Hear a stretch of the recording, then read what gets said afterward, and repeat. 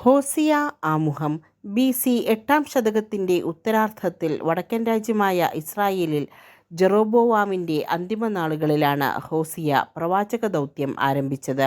ബി.സി. 746 ഇസ്രായേലിൻ്റെ തിരോധാനത്തിൽ കലാശിച്ച സീറോ എഫ്രായിം യുദ്ധത്തിനിടയിൽ പ്രവാചകൻ രംഗം വിട്ടിരിക്കണം. ബി.സി. 734 പ്രധാനമായും ഇസ്രായേലിനെ എഫ്രായിം ഉദ്ദേശിച്ചാണ് പ്രവചനങ്ങളെങ്കിലും ചിലപ്പോഴൊക്കെ യൂദായും പരാമർശന വിഷയമാകുന്നുണ്ട്. 14 അധ്യായങ്ങളുള്ള ഹോസിയായുടെ പുസ്തകത്തിൻ്റെ ആദ്യത്തെ 3 അധ്യായങ്ങളിൽ സ്വന്തം വിവാഹജീവിതത്തിൻ്റെ പശ്ചാത്തലത്തിൽ ഇസ്രായേലും ദൈവവും തമ്മിലുള്ള ബന്ധത്തെ ചിത്രീകരിക്കാൻ ശ്രമിച്ചിരിക്കുകയാണ് പ്രവാചകൻ. 1 മുതൽ 3, 5 ഇസ്രായേലിൻ്റെ അവിശ്വസ്തതയും പാതകങ്ങളും എടുത്തുകാട്ടി അവർക്കെതിരെ വിധി പ്രസ്താവിക്കുകയാണ് അടുത്ത 10 അധ്യായങ്ങളിൽ.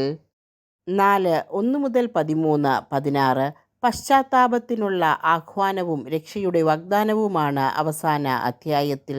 14, 1 മുതൽ 9 ജനത്തിൻ്റെ അവിശ്വസ്തതയും അകൃത്യങ്ങളും മറന്ന് അവരെ തൻ്റെ സ്നേഹത്തിലേക്ക് തിരിച്ചുകൊണ്ടുവരുന്ന ദൈവത്തിൻ്റെ അനന്തമായ കാരുണ്യത്തിൻ്റെ പ്രഘോഷണമാണ് ഹോസിയായുടെ പുസ്തകം.